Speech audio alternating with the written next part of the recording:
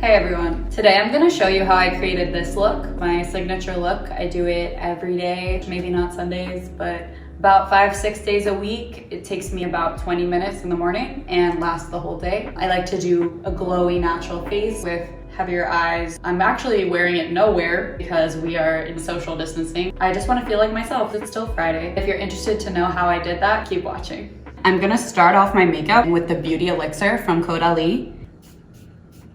You're just spritzing your face to kind of bring it back to life. My favorite primer for years has been the Hangover RX from Too Faced. It really creates a smooth base for your makeup. I use about 1 pump. Cover your skin in it. I'm gonna go back into the Caudalie Beauty Elixir and use it to prime my beauty blender. You don't want to use them dry. Just take whatever foundation you're using. I personally use Tinted Moisturizer. This is from Mercier in the tone Vanilla, not that much. With my beauty blender, tap it into my skin. The key is to make sure that you blend the product into your neck because you don't want to have that hard jawline. So I'm gonna now go in using the Nars Creamy Concealer in the shade Vanilla. I've been using this for maybe 6-7 years. I'm just applying that only under my eyes. Tapping that in with a beauty blender. You don't want to rub. You always want to tap because you don't want to pull on the skin. I'm using what's left on my beauty blender to get onto my eyelids. Next to another Nars concealer, also in Vanilla, but this one is a more complete coverage, and I have a mini baby beauty blender for just those little blemishes. And I just go on with my finger and make sure that the product is really diffused. Next, I'm going in with a fine powder from Mercier Secret Brightening Powder for under eyes. It's not a secret anymore. I'm just gonna go in with my beauty blender that's still damp and take a pretty aggressive quantity of this and set it over the concealer that I put under my eyes. I'm sure you've heard of the term baking. It really just means putting a bunch of powder over a liquid so that you allow that liquid to set. Next, I'm going to go in with another powder. This is called the Mineral Powder in Real Sand by Mercier as well. I'm gonna use this to set the liquid on the rest of my face and make sure that everything stays where I want it to. Take about that much. Just take a fluffy brush and push it in. I make sure to powder the areas where I have the most movement and where I will generate the most oil. So usually that's all around my chin, under my nose where I have darker pigmentation, as well as on my forehead where I would get oily the fastest. It really doesn't look like you're wearing a lot of makeup. Before I go on to contouring, I'm going to diffuse the powder that I allowed to bake under my eyes. I'm just taking a fluffy brush. All the brushes I've been using are from the Sephora Pro collection. Dust the powder off. To contour, I'm going to go in with the Natasha Denona Sculpt and Glow palette. Take a contour brush, as you can see it's angled, dip into this very dark shade. Use a light hand and hold your brush further up so you have less strength to push and you're able to diffuse the pigment in a more natural way. I'm going to identify where the top of my ear draws a straight line down the hollow of my cheekbones. You want to create a shadow where it will cut your face out. If you're creating a shadow on the top of your cheekbone, you're actually shrinking your cheekbone. You want to find a really taupey gray shade with no shimmer. And they might look a little dark, but I'm gonna blend them out. You also might want to contour your forehead. It looks pretty when you make sure that your hairline is evened out. And then I'm going to go in with the Pro Small Blush Brush and I'm going to diffuse this contour. I'm blending up and into my hairline. Same goes for the forehead. And then my other cheek. And with what's left on this brush, I'm going to go into my nose and create a bit of a shadow on the sides. I'm taking the brush and squeezing it to make a thinner line that I can control. You just want to make sure you're creating a shadow only on the sides if you're going for that narrow Snapchat filter kind of nose. And then I'm just finishing blending. While I have this palette open, I'm going to go into the pressed powder and add that little bit of extra coverage wherever I had pigment. Next, I'm gonna bronze my face. My favorite bronzer is Laguna from Nars. It is a really beautiful deep brown shade. I'm using an airbrush powder brush. You always want to concentrate the formula where the sun would hit your face naturally. You would start about here and work your way forward.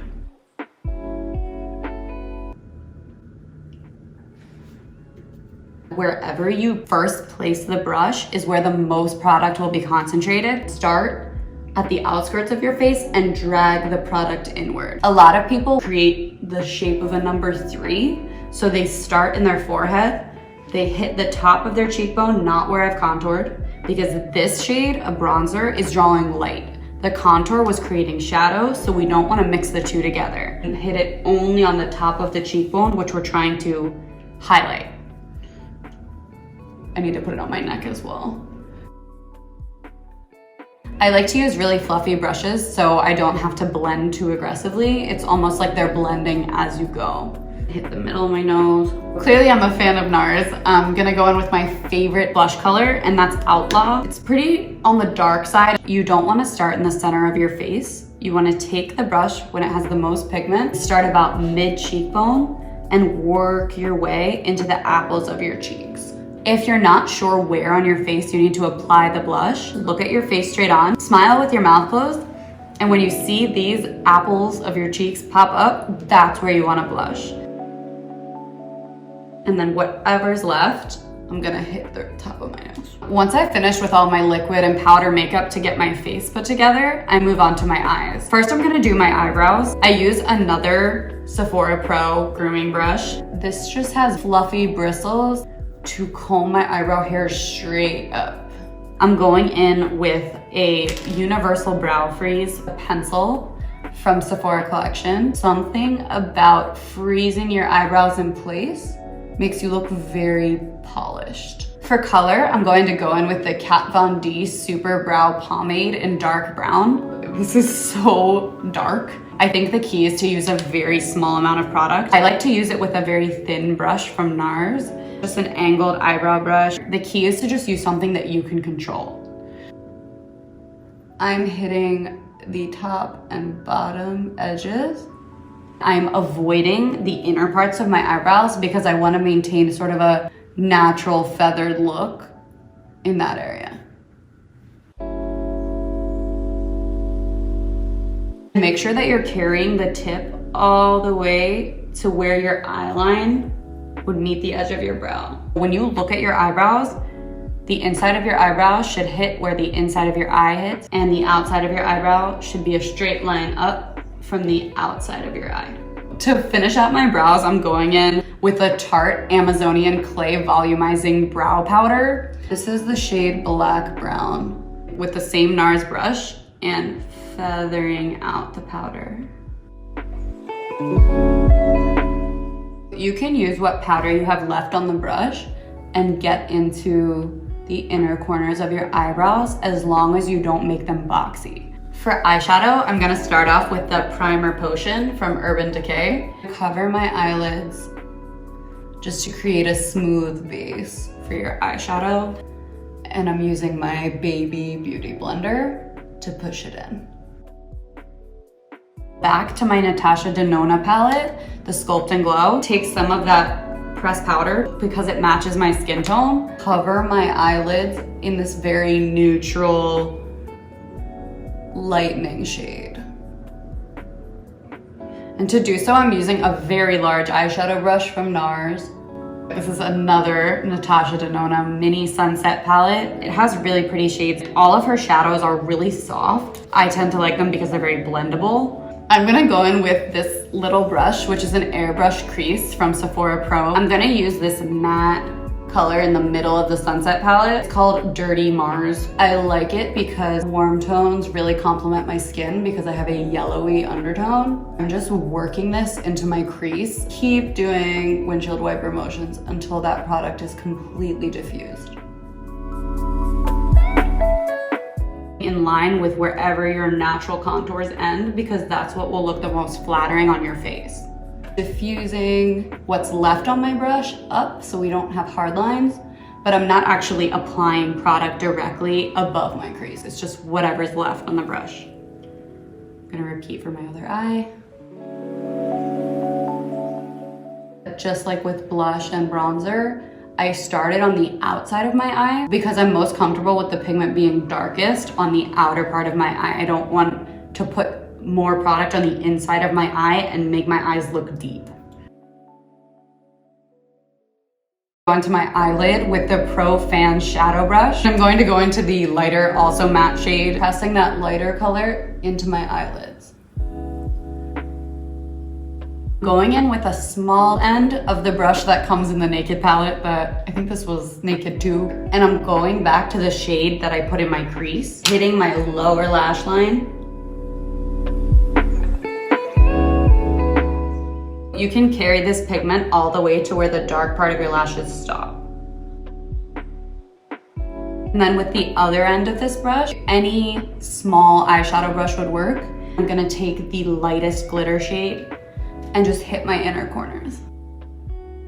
Going to curl my lashes with my favorite curler from Lancome, pinch wherever your lash needs to bend, but you don't want to pull. Never pull on your eyelashes. Try to find one that's kind of flat, because the more bent it is, the more likely you are to pinch your eyelid. Next is my favorite part, liquid liner. My favorite liquid liner is the Tattoo Liner from Kat Von D. And start from my outer corner and create the wing first. This wing is arched and it's reaching up toward my eyebrow. Stamp along my natural eyeline. So we're stamping. And I'm not going in much further than where my natural lashes go. It's good to close your eye and make sure that the line is straight. See my hand here? It's a stabilizer. I'm not pulling. Whenever you apply eyeliner, please don't pull. I'm just thickening that line.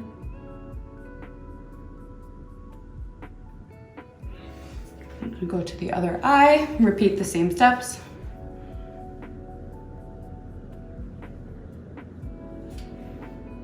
So when you first draw your wing on the second eye, look straight forward and make sure that they're even. I did a good job that time, but I promise you I don't every time.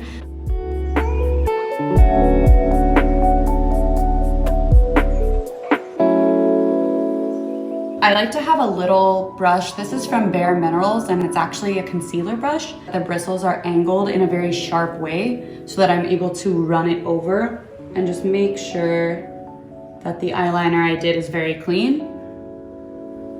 I also keep a whole container of Q-tips. To really clean something up, you would just twist the Q-tip in a circle and get that extra liner off. You want to make sure that the line is thickest on the outside and it gets thinner and thinner as you move in, but also that the very tip of the thickest part is sharp. Next, the Life Liner from Huda Beauty. It is in very Vanta, a very dark black, and I'm using the pencil side and just work it in. Again, I'm not pulling, I'm just resting my hand.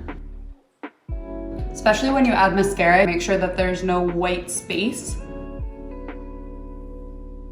So I know I'm nearing the end of my makeup when I reach for my mascara. This one is Monsieur Big from Lancome. When I do my mascara, I look down this way so that my eyelashes won't hit my brow bone and mess up my crease work. And I hold my head like this and look in the mirror. Work the mascara in, focusing most of it on the outer edges. To elongate your lashes, turn the mascara brush this way. Wiggle the brush to make sure that you're coating every single lash. If you notice that your lashes look a little bit clumpy after applying mascara, you can get a little comb, just gently comb out your lashes, but make sure that you do this A, carefully, and B, when your lashes are still wet, because if you do it when they're dry, you risk yanking them out. So I'm really gonna clean the brush off because I don't want clumpy lower lashes. Make sure your top lashes have dried.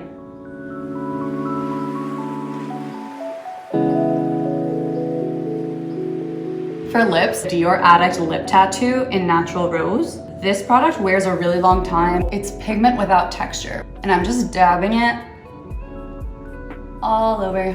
And then I'm gonna go in with an eyeliner gel brush from the Sephora collection and use it like a lip brush to follow the contours of my lip line.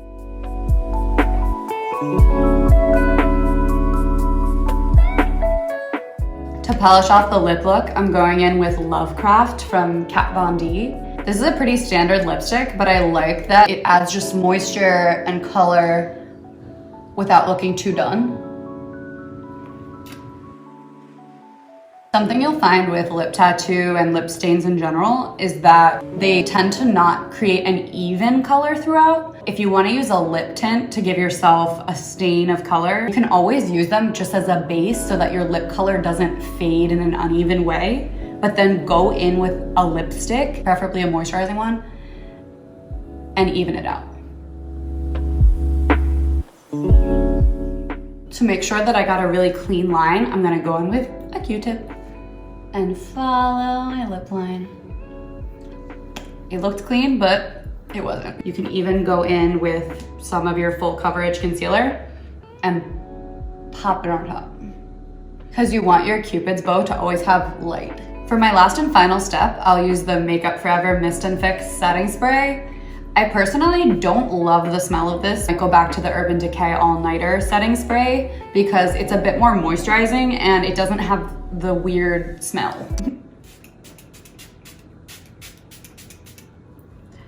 I held that a little over a foot away from my face and just misted it over to lock in that makeup.